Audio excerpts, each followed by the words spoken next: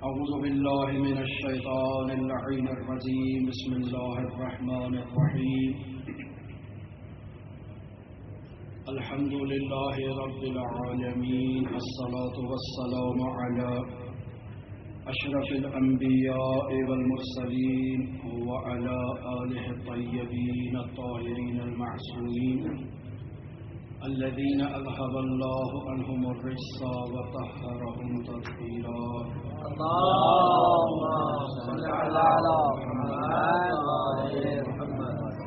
السلام على الحسين وعلى علي بن الحسين وعلى أولاد الحسين وعلى أصحاب الحسين. درود پڑھیں محمد و آل محمد کی ذات. صلی علی محمد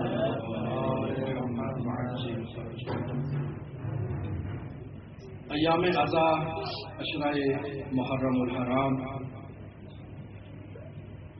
ان مجالس عزا میں جس موضوع کو محور گفتگو قرار دیا وہ حضرت سید الشہداء علیہ اعلیٰ التحیت و ثنا کی زیارت عاشوراء سے امام حسین سے ایک ملکوتی رابطہ قائم کرنا، اس موضوع پر کچھ مقدماتی گفتگو بیان کر رہے تھے. زیارت عاشوراء کی تشریح مقصد نہیں ہے، چونکہ اس کے لیے کافی طویل بحث درکار ہے. جو گزشتہ روز گفتگو کی لب مطلب جان کلام بیان ہوا کہ زیارت عاشوراء ایک ایسی ملکوتی زیارت ہے، ایک ایسی بلند مرتبہ زیارت ہے کہ اگر اس کی سند کو اجمالی طور پر دیکھا جائے تو دو طریقوں سے یہ روایت اور یہ زیارت نقل ہوئی ہے. حضرت امام محمد باقر علیہ الصلاۃ والسلام سے علقمہ نے اس زیارت کو نقل کیا اور حضرت امام جعفر صادق علیہ الصلاۃ والسلام سے صفوان نے اس زیارت کو نقل کیا. بیان ہوا حضرت امام جعفر صادق علیہ الصلاۃ والسلام کے نقل میں اس زیارت کو یہ شرف حاصل ہے کہ یہ زیارت حدیث قدسی ہے، اور جس سلسلے سے اسے نقل کیا جا رہا ہے وہ سلسلہ بھی سلسلہ ذہب شمار ہوتا ہے. سبحان اللہ. کہ حضرت امام جعفر صادق علیہ الصلاۃ والسلام اپنے بابا امام محمد باقر سے، وہ امام زین العابدین سے، وہ امام حسن مجتبیٰ سے، اور وہ امام حسین علیہ الصلاۃ والسلام امام حسن مجتبیٰ سے، اور امام حسن مجتبیٰ امیر المؤمنین سے، امیر المؤمنین رسول خدا سے، رسول خدا جبرائیل سے، اور جبرائیل خدا بند متعال سے اس مضمون کی زیارت کو نقل فرماتے ہیں. بس یہ زیارت حدیث قدسی ہے، اور باقی جو حضرت سید الشہداء علیہ اعلیٰ التحیت و ثنا کی زیارات ہیں اسے یہ امتیاز حاصل ہے باقی زیارات پر کہ یہ حدیث قدسی کا درجہ رکھتی ہے. بس اس کی سند مضبوط ہے اس جہت سے کہ نہایت ہی جلیل القدر شخصیات مرحوم مجلسی، ابن قولوی اور نہایت ہی گراں قدر شخصیات نے اس زیارت کو نقل کیا. اور جہاں ماہرین علم رجال کی بات کی جائے تو حال حاضر میں آیت اللہ جنہوں نے اس کی تائید کی کو میں نام ذہن سے نکل گیا، آیت اللہ شبیری زنجانی کا کل نام ذکر کیا. تو بس اس اعتبار سے کہ سلسلہ سند میں نہایت ہی گراں قدر شخصیات نے اس زیارت کی جو روایت ہے اسے اپنی نہایت ہی گراں قدر کتابوں میں نقل کیا، اور نہایت ہی گراں شخصیات نے اس زیارت کو بیان کیا، اس کی صنعت کی تائید کی، لہذا تفصیلی گفتگو اس موضوع پر درکار نہیں ہے۔ جو موضوع دوسرے درجے پر اس کے بعد بیان کیا جاتا ہے وہ یہ ہے کہ اگر ہم اس کی صنعت سے صرف نظر کرتے ہیں، چشم پوشی کرتے ہیں، تو یہ ایک ایسی ملکوتی زیارت ہے کہ جس کے مضامین باقی زیارات میں اور دوسری احادیث میں موجود ہیں۔ یہ ایک دوسری تائید اس کو حاصل ہے کہ باقی روایات میں جو زیارات کے کلمات مستند زیارات میں موجود ہیں، مستند روایات میں موجود ہیں، ان کا مضمون اس زیارت عاشورہ سے ملتا ہے، اور یہ بھی اس کی ایک تائید بن جاتی ہے۔ اور اگر ہم شیعہ علماء کی سیرت کو دیکھیں تو نہایت ہی جلیل القدر شخصیات نے اپنے وظائف میں زیارت عاشورہ کو اپنا معمول قرار رکھا تھا۔ مرحوم مجلسی، مرحوم شیخنا الاعظم انصاری، مرحوم آیت اللہ محمد حسین اصفہانی،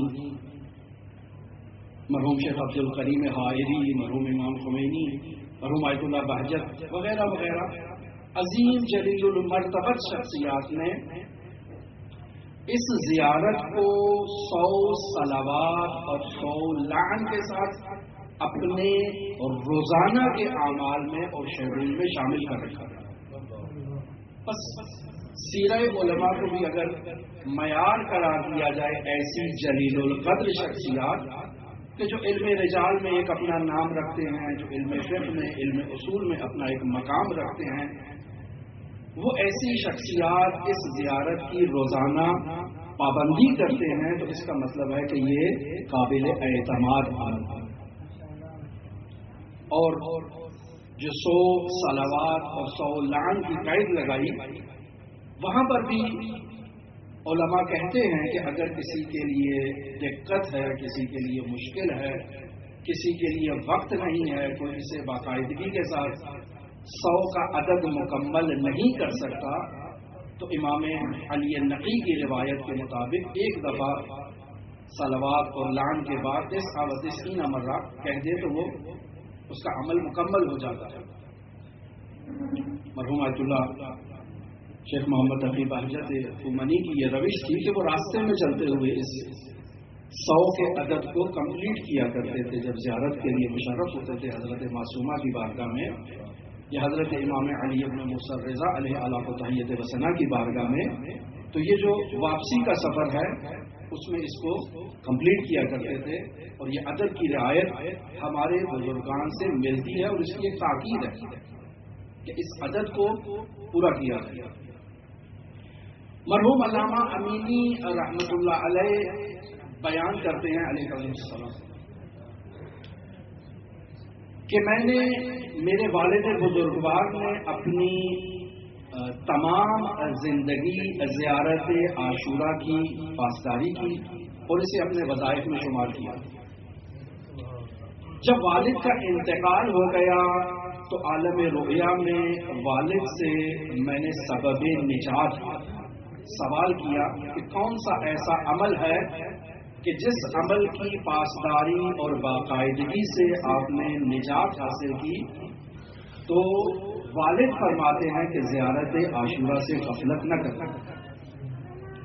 بس معلوم ہوا کہ جہاں سند کی طرف رجوع کریں، جہاں دوسری زیارات کی طرف رجوع کریں تو مضمون بھی تعین، جہاں علماء کی سیرت کی طرف دیکھا جائے تو وہاں سے بھی تعین، اور بے پناہ شخصیات جنہوں نے اس زیارت کے عمل کو اپنا شیڈول قرار دیا اور اس زیارت کے نتائج کو اپنی زندگی میں مشاہدہ کیا اور ان نتائج میں سے ایک قطرے کو آگے مؤمنین کے لیے نقل کیا، تو اگر ایسے علماء کے ان نتائج جو انہوں نے حاصل کیے، ان واقعات کو، خود ان کی نقل کو اگر توجہ کریں تو وہ روایت جو کل امام جعفر صادق علیہ السلام سے اس کا نتیجہ بیان کیا وہ عین اس کے مطابق ہے کہ جو اس زیارت عاشورہ کی باقاعدگی کرتا ہے اس کی حاجات پوری ہوتی ہے۔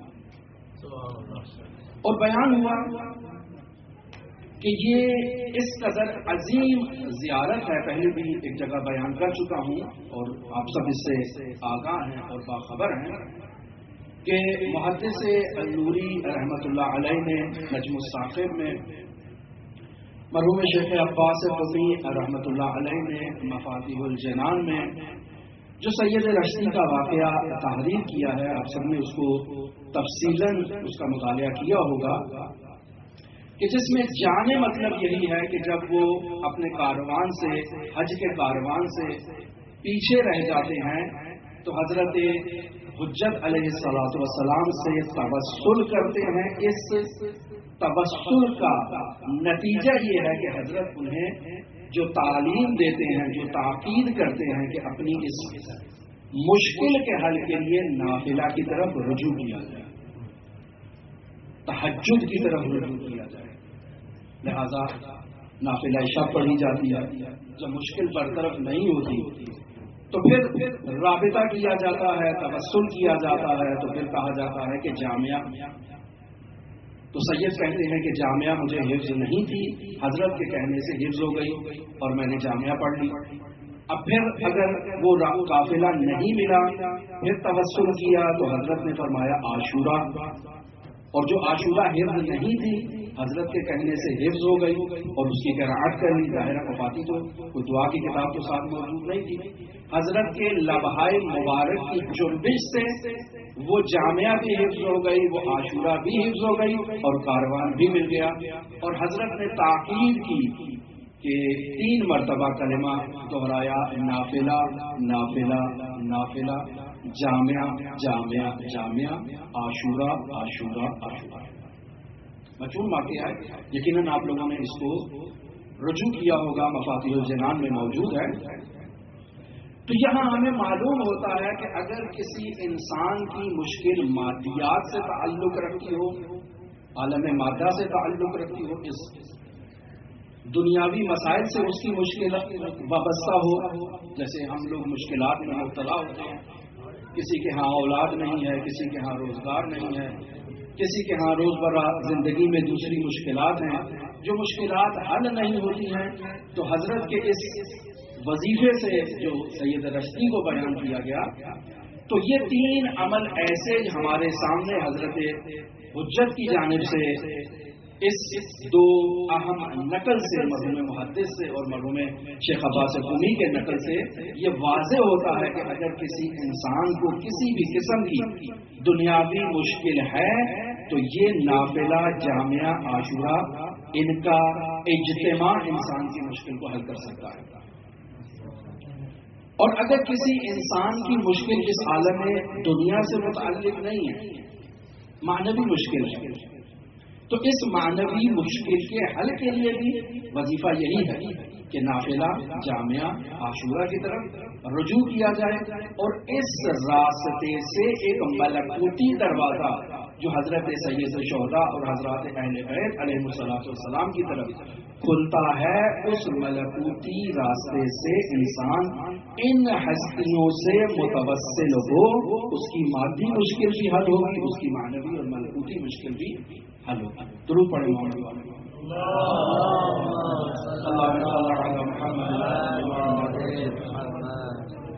بس امام محمد باقر علیہ الصلوۃ والسلام سے جو روایت مرحوم ابن قولوی نے کامل الزیارات جلد نمبر 1 صفحہ نمبر 194 پر تحریر کی ہے، ظاہراً یہ روایت زیارت عاشورہ سے متعلق نہیں ہے، لیکن اگر زیارت عاشورہ کی تشریحات کو دیکھا جائے تو اس کے ذیل میں اس روایت کو علماء نے زیارت عاشورہ کے ذیل میں ذکر کیا ہے کہ جس میں امام علیہ الصلوۃ والسلام امام محمد باقر آداب کو بیان کر رہے ہیں کہ حضرت سید الشہداء سے توسل اور زیارت کے آداب میں ان آداب کی رعایت کرتے ہوئے سید الشہداء کی زیارت اگر کر لی جائے تو فرماتے ہیں کتب اللہ لک بہا الف الف حسن، کہ خدا ہزار ہزار حسنات اس زیارت کے نتیجے میں آپ کے نامہ اعمال میں تحریف کرے گا. وَمَحَا عَنْكَ أَلْفَ أَلْفَ سَيِّئَةٍ، اور تمہارے نامہ اعمال سے جو گناہ موجود ہیں تو ہزار ہزار وہ گناہ نامہ اعمال سے محو کر دیے جائیں گے. وَرَفَعَ لَكَ مِئَةَ أَلْفَ أَلْفَ درجہ، اور خداوند متعال معراج عطا کرے گا، صعود عطا کرے گا، ہزار ہزار درجہ آپ کو بلندی عطا کرے گا اس عمل زیارت سید الشہداء علیہ السلام سے. پھر فرماتے ہیں وَكُنْتَ مِمَّنْ اسْتُشْهِدَ مَعَ حسین ابن علی، یعنی تم ان افراد میں شمار ہو گئے جو حسین ابن علی کے ساتھ موجود تھے. حتیٰ تشارکہم فی درجاتہم، یہاں تک کہ تم ان کے درجات میں بھی ان کے ساتھ شریک ہو گئے. ولا تعرف الا فی الشہداء، اور تم پہچانے نہیں جاؤ گے مگر ان شہداء میں پہچانے جاؤ گے کہ الذین استشہدوا معہ، جو ان کے ساتھ شہید ہوئے. یعنی جب تمہارا تعارف کروایا جائے گا تو تمہارا تعارف ایسے شہداء کی فہرست میں کروایا جائے گا جو ان ہستیوں کے ساتھ وہاں شہید ہوئے. پھر آگے فرماتے ہیں وَكَتَبَ لَكَ ثَوَابَ كُلِّ نَبِيٍّ وَرَسُولٍ، کہ خداوند متعال اس زیارت کے نتیجے میں آپ کے نامہ اعمال میں ہر نبی کی زحمت کا، ہر رسول کی زحمت کا اجر بھی آپ کے نامہ اعمال میں مکتوب کر دے گا. نبی کا دائرہ رسول کے دائرے سے وسیع ہے. جانتے ہیں آپ کہ جب نبی اور رسول کی بات کی جاتی ہے تو علماء بیان کرتے ہیں، اہل تحقیق بیان کرتے ہیں کہ دونوں وہ ہیں کہ جن کو پیغام ملکوتی ملتا ہے، منتہا نبی اس پیغام کو دوسروں تک پہنچانے کا اور دوسروں تک تبلیغ کرنے کا پابند نہیں ہے، بلکہ وہی سابقہ انبیاء کی رسالت کو آگے پہنچانے کا پابند ہے، جبکہ رسول اس پیغام کو لیتا بھی ہے اور آگے منتقل بھی کرتا ہے.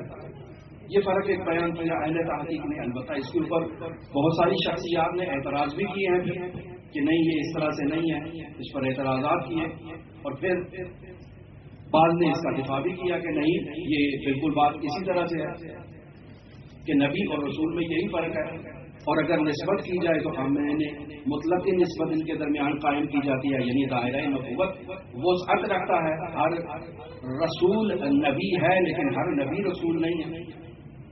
اور پھر امام محمد باقر علیہ السلام کی روایت بھی مرحوم کلینی نے کافی کے اندر جلد 1 کے اندر درج کی ہے اسی سے متعلق کہ در واقع نبی وہ ہے کہ جو اس پیغام دینے والے کے پیغام کو عالم رؤیا میں مشاہدہ سنتا ہے اور اس کی آواز کو سنتا ہے، لیکن اس شخصیت کو مشاہدہ نہیں کرتا جو پیغام لے کر آئی ہے.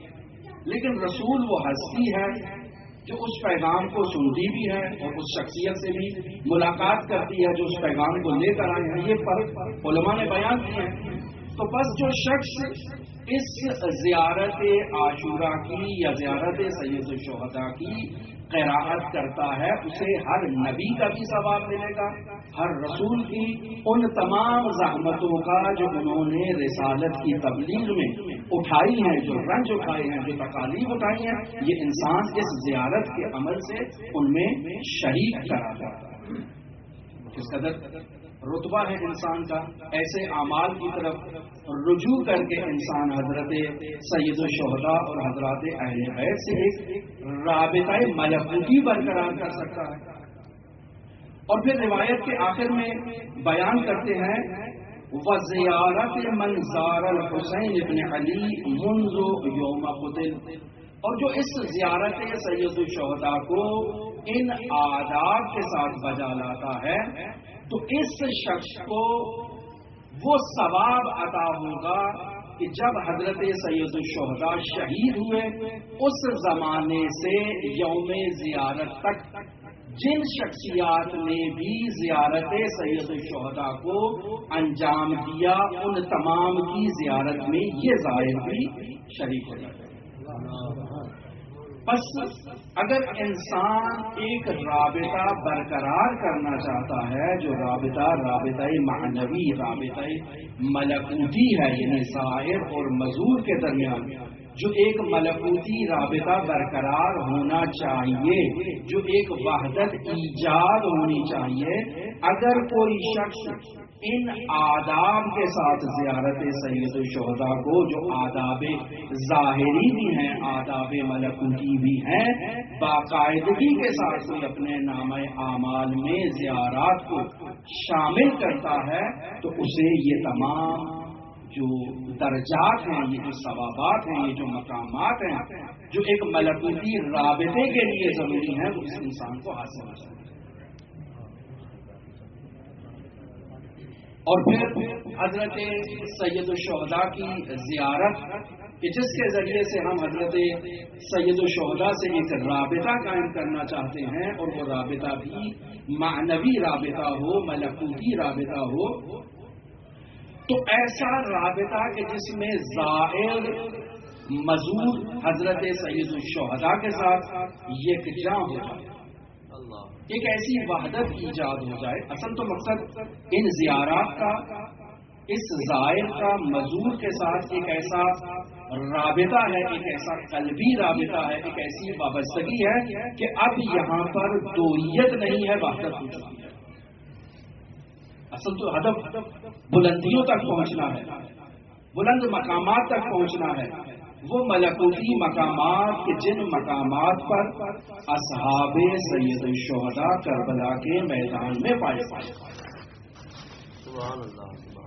ہم بیان کر چکے کہ در واقع انسان جو دو حیثیتوں کا مجموعہ ہے، ایک اس کا حیث مادی ہے، ایک اس کی حیث معنوی اور ملکوتی ہے، اور حقیقت انسانیت جو ہے وہ اس کی ملکوتی بود میں ہے، اور انسان اس بود مادی سے اس بود ملکوتی کو مضبوط کرتا ہے اطیع اللہ و اطیع الرسول و اولی الامر کے فارمولے پر اطاعت کرتے ہوئے انسان ملکوت تک پہنچتا ہے۔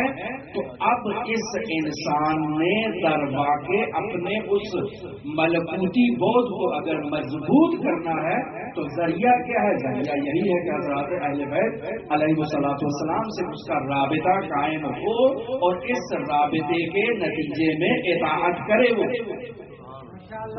اب اگر انسان ان ہستیوں کا مطیع قرار پائے، اللہ کا مطیع ہو، رسول کا مطیع ہو، اولی الامر کا مطیع ہو، اور اطاعت میں یہ انسان ایک ایسے رتبے، ایک ایسے درجے پر فائز ہو جائے کہ اب اس میں اور مظہور میں ایک وحدت، ایک نسبت، ایک رابطہ مضبوط ایجاد ہو چکا ہو، تو اب ایسے رابطے میں انسان سلام کرتا ہے تو جواب بھی آتا ہے۔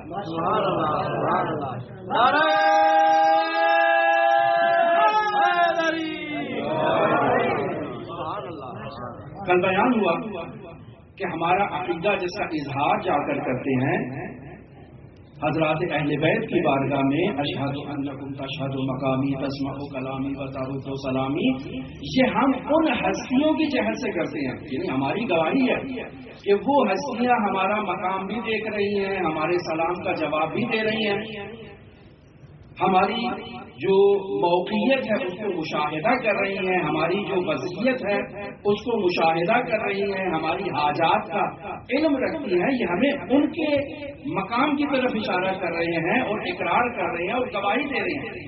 لیکن اگر انسان کا رابطہ مضبوط ہو جائے تو انسان اس طرف سے بھی گواہی دے سکتا ہے، سبحان اللہ، کہ میں آپ کے مقام کو مشاہدہ کر رہا ہوں، کیا بات ہے، میں آپ کو دیکھ رہا ہوں، میں آپ کی گفتگو کو سن رہا ہوں، اور یہ جو آپ کے حرم میں اس وقت زائرین حاجات لے کر آئے ہیں، میں ان کی باتیں بھی سن رہا ہوں کہ یہ آپ کی بارگاہ میں کیسے پیش ہو رہے ہیں۔ اللہ اکبر، سبحان اللہ، یعنی رابطہ دو طرفی، ابھی تک تو ہم ایک طرفے رابطے کی بات کرتے ہیں نا، تو یہ ایک طرفہ رابطہ جو ہے اس کی بنیادی وجہ کیا ہے؟ بنیادی وجہ یہی ہے کہ ہمارا جو بود مادی ہے وہ بود معنوی کے اوپر غالب ہے، سبحان اللہ، ہمارا رابطہ نہیں ہو پا رہا ہے، اور اگر ہم اپنے بود مادی کے ذریعے سے، اطاعت کے ذریعے سے اپنے ملکوتی پہلو کو مضبوط کر لیتے ہیں تو پھر ہمارا رابطہ ایسے ہی منعقد ہوگا،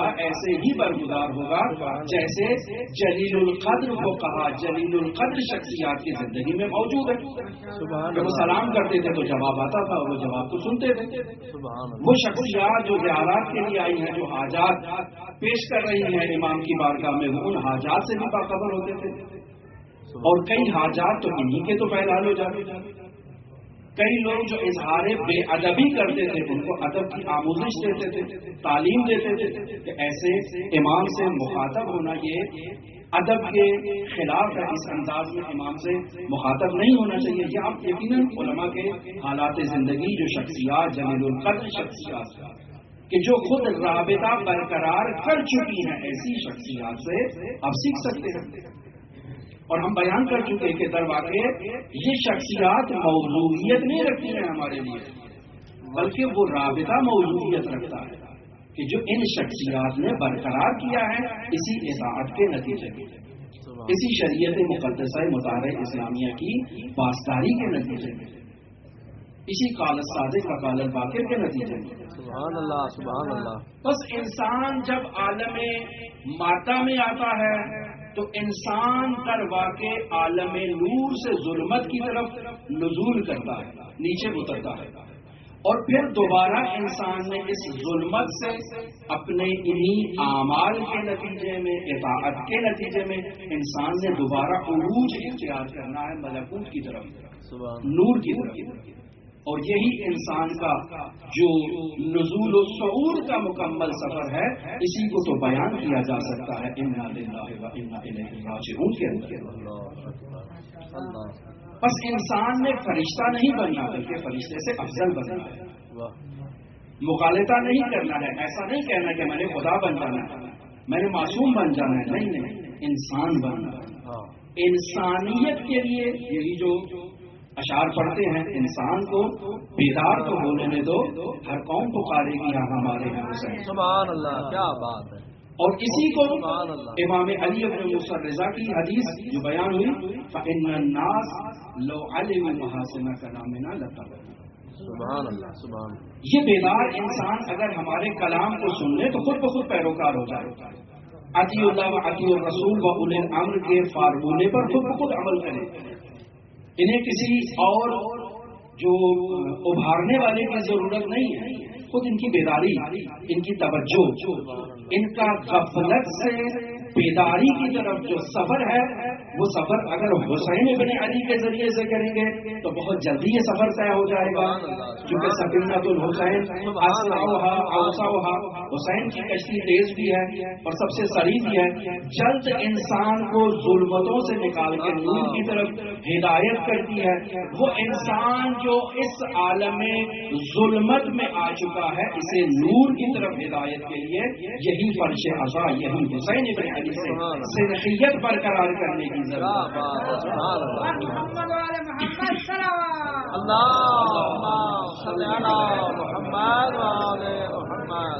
نعرہ تکبیر، نعرہ رسالت، نعرہ حیدری، بر محمد و آل محمد بلند تر صلوات. صلی علی محمد و آل محمد. سبحان اللہ. بس انسان اس رابطے کے ذریعے میں ایک ایسے مقام تک پہنچے گا جو مقام وحدت ہے، جہاں اس انسان کا دل، یعنی اس ظاہر کا دل اس مزور کے دل کے ساتھ ایک وحدت ایجاد کر چکا ہے. اس ظاہر کا ارادہ اس مزور کے ارادے کے ساتھ وحدت ایجاد کر چکا ہے. ایک ایسے مقام تک یہ زیارات ہمیں پہنچانا چاہتی ہے کہ انسان ظاہر ایک ایسے انداز میں آ کر زیارت کرے کہ اب اس کے دل میں دویت نہ ہو بلکہ وحدت ہو. اس کے ارادے میں دویت نہ ہو، ارادے میں بھی وحدت ہو. اور وہ وحدت اور وہ دل میں جو وحدت ایجاد ہو رہی ہے، جو ارادے میں وحدت ایجاد ہو رہی ہے، وہ وحدت در واقع وہی ہے وما تشاءون الا ان یشاء اللہ۔ کیا بات ہے! وہ ہستیاں وہی چاہتی ہیں جو اللہ چاہتا ہے، یہ ظاہر بھی وہی چاہتا ہے جو یہ ہستیاں چاہتی ہیں۔ سبحان اللہ، سبحان یعنی اللہ، ان کے ذریعے سے خداوند متعال تک متصل ہونا ہے، کیونکہ یہ باب اللہ ہے۔ اللہ سبحان اللہ، اللہ کے دروازے تک اگر انسان پہنچنا چاہتا ہے ان ہستیوں کے ذریعے سے، تو پھر انسان ایک ایسے انداز میں ان کی بارگاہ میں حاضر ہو کہ انسان کے ارادے میں دوئیت نہ ہو، دل میں دوئیت نہ ہو۔ یہ جو انسان تردید کا شکار ہوتا ہے، آج چلے گئے کل نہیں گئے، آج زیارت کر لیتے ہیں کل نہیں کر لیتے، آج زیارت آداب کے ساتھ کرتے ہیں کل بغیر آداب کے کر لیں گے، یا برعکس آج غسل کر کے زیارت کی ہے تو کل صرف وضو کے ساتھ ہی زیارت کر لیں گے۔ یہ جو ہمارے اعمال میں، یہ جو ہمارے روزانہ کے شیڈول میں یہ جو ایک وحدت ایجاد نہیں ہو رہی ہے حضرات اہل بیت کے ساتھ، در واقع تو یہ ہے ہم ابھی ان کے ساتھ ایک نہیں ہوئے ہیں۔ یہ ایک ہو جائیں گے تو پھر در واقع وہ بیداری کا مرحلہ آئے گا جس میں ہر قوم پکارے گی ہے ہمارے حسین۔ پھر وہ بیداری کا مرحلہ آئے گا کہ لو عالم الناس محاسن کلامنا لتبعون، پیروی کریں گے۔ وہ مرحلہ ہمارا ابھی اس مرحلے تک پہنچنا ہے، ان زیارات کے نتیجے میں، ان توسلات کے نتیجے میں، ان مجالس عزا کے نتیجے میں، ان ذکر یا حسین کے نتیجے میں۔ سبحان اللہ، سبحان اللہ۔ بس انسان جو بیان ہوا کہ انسان در واقع مادی ہے یا معنوی ہے، ملکوتی ہے، تو بیان ہوا کہ انسان کی حقیقت مادی نہیں ملکوتی ہے، اور انسان نے اسی ملکوتی بہت کو مزید کمال عطا کرنا ہے، اس میں جو خامیاں موجود ہیں ان نقائص کو برطرف کرتے ہوئے کمال تک لے جانا ہے۔ اب جب ایسے مرحلے پر پہنچے گا تو انسان در واقع عوالم غیب کی سیر کرے گا، عوالم غیب کا مشاہدہ کرے گا۔ انسان میں ایک ایسی وحدت ایجاد ہو جائے گی جو وحدت اسے ہونی چاہیے نماز کے اندر۔ جیسے نماز میں یہ کہا جاتا ہے، اور یہ آیت ہے اقم الصلاۃ لذکری، کہ نماز کو قائم کرو میرے ذکر کے لیے۔ ذکر تو وحدت پر مشتمل ہے نا، ذکر میں دوئیت تو نہیں ہے۔ انسان اللہ کا ذکر کر رہا ہے، ذکر اللہ کا ہے۔ اب انسان اللہ کی بارگاہ میں اگر کھڑا ہو، دو دل ہو، تو اس کی نماز نہیں۔ ظاہری اعتبار سے، شریعت کے اعتبار سے جو تمام شرعی احکام اس نے بجا لائے ہیں، نماز تو نماز اس نے پڑھ دی ہے، لیکن اس کا رابطہ اس نماز کے ذریعے سے برقرار نہیں ہوا۔ وہ رابطہ جو اس نماز میں برقرار کرنا تھا، تنہا عن الفحشاء والمنکر کا مصداق بننا تھا، وہ نہیں ہوا۔ کیوں؟ کیونکہ ابھی اس میں دوئیت ہے۔ اس نے اس ذکر کو جو قیام ذکر، جو فلسفہ نماز ہے، اس میں ابھی وحدت ایجاد ہی نہیں کی ہے، ایک رابطہ قائم ہی نہیں کیا ہے۔ کب شروع ہوئی کب ختم ہوئی معلوم ہی نہیں، اور کب تکبیرۃ الاحرام کہی کب سلام کہا معلوم ہی نہیں ہے، لیکن نماز پڑھ لی ہے۔ وہ حضور جو ایک نمازی کو نماز کے اندر ہونا چاہیے، وہ حضور جو ایک زائر کو زیارت کے اندر ہونا چاہیے، وہ حضور موجود نہیں ہے۔ در واقع غیبت ہے، انسان غائب نماز پڑھ رہا ہے، جبکہ انسان کو حاضر ہو کر نماز پڑھنا ہے، غائب میں نماز نہیں پڑھنا۔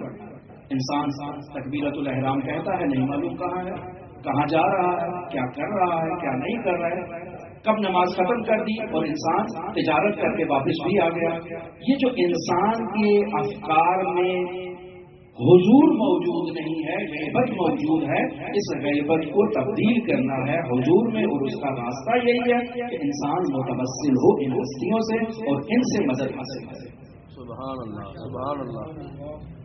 اور انسان اس وحدت فکر، وحدت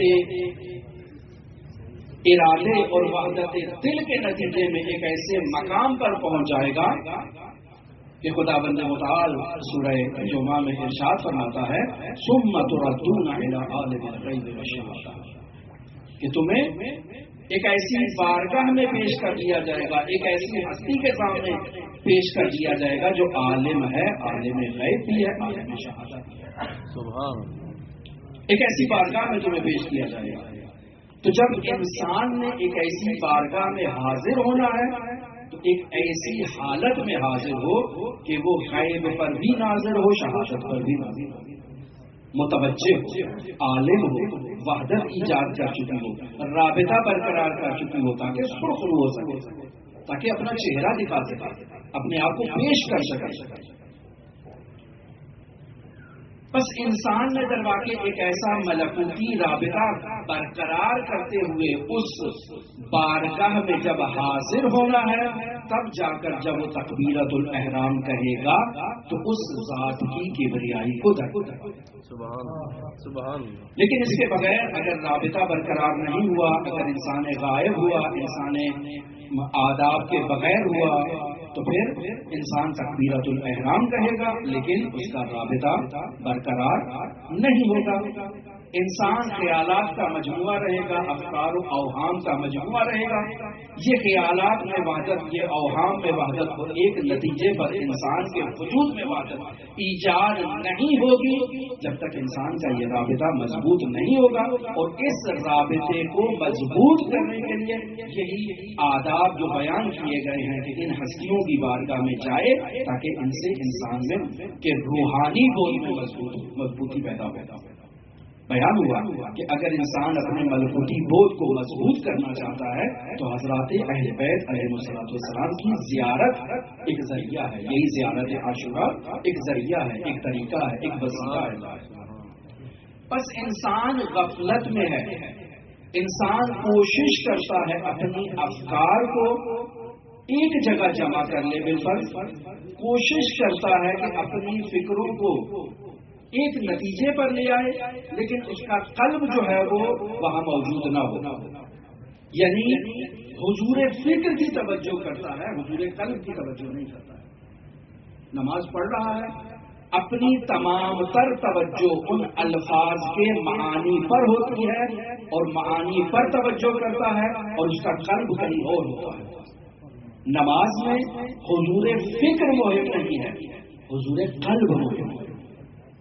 اقم الصلاۃ لذکری، یہ ذکری حضور قلب کے لیے ہے۔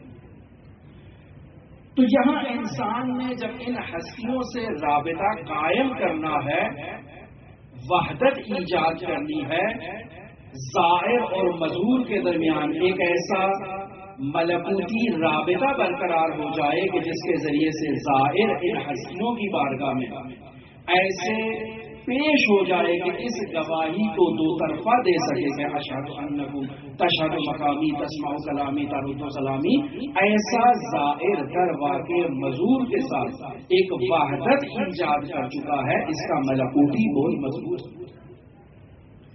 یہ اب معراج کر سکتا ہے، یہ اب صعود کر سکتا ہے، یہ اب کمال تک پہنچ سکتا ہے۔ اور ایسا ہی کمال حضرات اہل بیت علیہ السلام کی سیرت سے ہمیں تعلیم دیا گیا ہے۔ اسی کمال کو منتقل کرنے کے لیے کہ جو ان ہستیوں میں موجود تھا کہ ان کا ارادہ، ان کا قلب، ان کی فکر تابع تھی خداوند متعال کے ارادے کے، خداوند متعال کے حکم کے، یہ خود کو فنا کر چکے تھے خداوند متعال کے احکام میں، ارادے میں۔ اسی کو تعلیم دینے کے لیے انہوں نے یہ مطالب ہمارے سامنے پیش کیے، یہ نورانی چیزیں ہمارے سامنے پیش کی تاکہ انسان ان حقائق کی طرف متوجہ ہو۔ جب حضرت سید الشہداء رجب کے مہینے میں یا ذی الحج کے مہینے میں مدینے سے یا مکہ سے تشریف لے جانا چاہ رہے ہیں کربلا کی طرف، تو محمد ابن حنفیہ آ کر سوال کرتے ہیں کہ بھائی یہ سفر پر خطر سفر ہے، آپ اس سفر میں تشریف نہ لے جائیں۔ کہا بھائی رات کو نانا کو میں نے مشاہدہ کیا ہے، وہ فرما رہے تھے ان اللہ شاء ان یراک قتیلا، حسین اللہ کا ارادہ یہ ہے، اللہ یہ چاہتا ہے کہ تم اس کی راہ میں شہید کر دیے جاؤ۔ بس حسین اللہ کے ارادے میں خود کو فنا کر رہے ہیں، خود کو قربان کر رہے ہیں۔ حسین اللہ کے ارادے میں تبعیت کر رہے ہیں اور امت کو تعلیم دے رہے ہیں کہ اللہ کا جہاں ارادہ ہوتا ہے وہاں انسان کو اطاعت کرنا ہے۔ فارمولہ وہی اطیع اللہ و اطیع الرسول و اولی الامر منکم، ہمیں اطاعت کرنا ہے۔ اللہ چاہتا ہے حسین ابن علی اس کی بارگاہ میں شہید کر دیے جائیں۔ ابن حنفیہ کہتے ہیں انا للہ و انا الیہ راجعون۔ اچھا تو بھائی پھر یہ مقدرات عصمت و طہارت کو اپنے ساتھ نہ لے جائیں۔ کہا نانا نے فرمایا تھا ان اللہ شاء ان یراہ الناس سبا، اللہ کی مشیت یہ ہے کہ اللہ انہیں اسیر دیکھنا چاہتا ہے۔ انسان اپنے ارادے میں اللہ کے ارادے میں خود کو فنا کر دے اور فنا کے مرحلے میں اپنا مال بھی قربان کر دے، اپنی جان بھی قربان کر دے، اپنی ناموس بھی قربان کر دے، تاکہ اللہ کا کلمہ جو کلمہ طیب ہے اس کا بولنا والا، یہ حسین ابن علی کی تعلیمات ہیں ہمارے۔ اور پھر ایک ایسے فراز و نشیب میں یہ سفر طے ہو رہا ہے کہ آج کل کا دور ایک گاڑی پر سفر کرنا، اے سی والی گاڑی پر سفر کرنا، اے سی والے جہاز پر سفر کرنا، ایک نہایت ہی آرام دہ سفر کرنا، اس کے باوجود ہم جیسا ظاہر آواز اٹھائے کہ روٹی ٹائم پہ نہیں ملی، پانی ٹائم پہ نہیں ملا، کھانا ٹائم پہ نہیں ملا، فلاں چیز ٹائم پہ نہیں ہوئی۔ اتنی سہولیات کے باوجود ہمارے اندر شکوہ و شکایات موجود ہیں، لیکن حسین ابن علی تنہا نہیں، مقدرات عصمت و طہارت موجود ہے، چھوٹے چھوٹے بچے موجود ہیں، اور نہایت ہی طاقت فرسا، نہایت ہی مشقت بار، نہایت ہی تکلیف دہ سفر کو طے کرتے ہوئے کربلا کی طرف گامزن ہے۔ اور ایک وقت ایسا آتا ہے کہ حسین ابن علی اپنے اصحاب سے کہتے ہیں کہ ہمارے لیے مہمان آ رہا ہے، پانی کا انتظام کیا جائے۔ سب لوگ جتنا پانی جمع کر سکتے ہیں، مہمان نوازی کرنا ہے، مہمان کو پانی پلانا ہے۔ ایک پورا لشکر جو حسین ابن علی کا راستہ روکنے کے لیے آ رہا ہے، حسین ابن علی اس پیاسے لشکر کو سیراب کر دیا۔ یہ تعلیم ہے، یہ تربیت ہے، یہ پیغام الہی ہے جو حسین ابن علی اپنے عمل کے ذریعے سے منتقل کر رہے ہیں۔ صرف افراد کو پانی نہیں، حتیٰ ان حیوانات کو بھی پانی پلایا جائے۔ کہا نماز ہمارے ساتھ پڑھو گے یا اپنی پڑھو گے؟ کہا نہیں، نماز آپ کے ساتھ پڑھو گے۔ کہا ہمیں کسی دوسری سرزمین میں جانے کی اجازت دے دو؟ کہا نہیں، کہیں جانے کی اجازت نہیں دے سکتے، یہ میرے ساتھ جواسیس موجود ہیں، ابن زیاد کو خبر دے دیں گے، میں آپ کا راستہ تبدیل کرنے کی مجھے اجازت نہیں ہے۔ اور وہ وقت آیا کہ ایک ایسا مقام ہے، ایک ایسی سرزمین ہے کہ جہاں 2 محرم کو حسین ابن علی پہنچتے ہیں اور ذوالجنا حرکت کرنے سے رک جاتا ہے، ٹھہر گیا، سواری کو تبدیل کیا گیا، دوسری سواری لے کر آؤ، تیسری سواری لے کر آؤ، چوتھی سواری لے کر آؤ۔ بعض شخصیات نے نقل کیا کہ 5 سواریاں سید الشہداء نے تبدیل کی، لیکن سواری نے حرکت نہیں کی۔ اب سید الشہداء پوچھتے ہیں کہ اس سرزمین کا نام کیا ہے؟ کوئی کہتا ہے کہ اس سرزمین کو ساحل فرات طف کہتے ہیں، کوئی کہتا ہے اسے شط الفرات کہتے ہیں، کوئی کہتا ہے اسے عقر کہتے ہیں۔ تو حضرت فرماتے ہیں نعوذ باللہ من العقر۔ کہا کوئی اور نام بتاؤ؟ کہا اس زمین کو کرب و بلا بھی کہتے ہیں۔ کہا اللہم انی اعوذ بک من الکرب والبلا۔ ایک ایسی سرزمین پر جو کرب و بلا کا مجموعہ ہے۔ حسین ابن علی حکم دیتے ہیں کہ یہاں سبان اتارا جائے، ہا ہونا مناف رقابنا محت رحالنا مسکت دماغنا، یہ وہ مقام ہے جہاں ہماری سواریاں اتریں گی، ہمارے خیمے لگائے جائیں گے، یہ وہ مقام ہے جہاں ہمارا خون بہایا جائے گا اور ہماری قبروں کی تعمیر کی جائے گی۔ خیمے لگ گئے، آباد ہو رہی ہے کربلا۔ بہن آتی ہے، بعض نقل کرتے ہیں حضرت زینب ہیں، بعض کہتے ہیں حضرت ام کلثوم ہیں، آتی بھائی یہ کیسی سرزمین پر پڑاؤ ڈالا ہے، جب سے ہم یہاں آئے ہیں ہمارے قلب میں ایک وحشت ایجاد ہو چکی ہے، بھائی اس سرزمین پر کیوں قیام کیا ہے؟ مولا فرماتے ہیں بہن تمہیں ایک تاریخی حوالہ دیتا ہوں، جب بابا کے ساتھ ہم صفین کی طرف جا رہے تھے تو راستے میں اسی سرزمین پر قیام ہوا تھا مختصر۔ بابا علی بھائی حسن مجتبیٰ کے زانو پر سر رکھ کر کچھ لمحات کے لیے آرام کرنے کے لیے جب لیٹے تو عالم رؤیا میں مشاہدہ کیا یہ سرزمین کربلا خون کا دریا ہے اور اس میں ایک جوان غوطہ زن ہے۔ بابا فوراً اٹھ گئے اور رونے لگ پڑے۔ بھائی حسن نے پوچھا اب بابا کیا ہوا؟ کہا اس سرزمین کربلا کو خون میں دیکھا، اب میرا حسین اس میں غوطہ زن ہے، حل من ناظر ینصرنا کی صدا بلند کر رہا ہے، حل من مغیث ان یغیثنا کی صدا بلند کر رہا ہے، حل من ذاب یذب عن حرم رسول اللہ کی صدا بلند کر رہا ہے، لیکن کوئی حسین کی صدا پر جواب دینے والا نہیں ہے۔ امیر المومنین حسین سے پوچھتے ہیں حسین جب ایسا وقت آئے گا تو آپ کیا کرو گے؟ حسین نے کہا بابا میں صبر کروں گا، یہی وہ سرزمین ہے جہاں سے کچھ خاک کچھ مٹھی بھر تبرک لے کر انانی ام سلمہ کو دیا ہے کہ جب اس میں سرخ مائل ہو جائے تو جان لے ہم شہید ہو گئے۔ اور وہ وقت آ گیا حسین ابن علی کا ایک سے بڑھ کر ایک جوان اسی سرزمین کربلا میں شہید ہو رہا ہے۔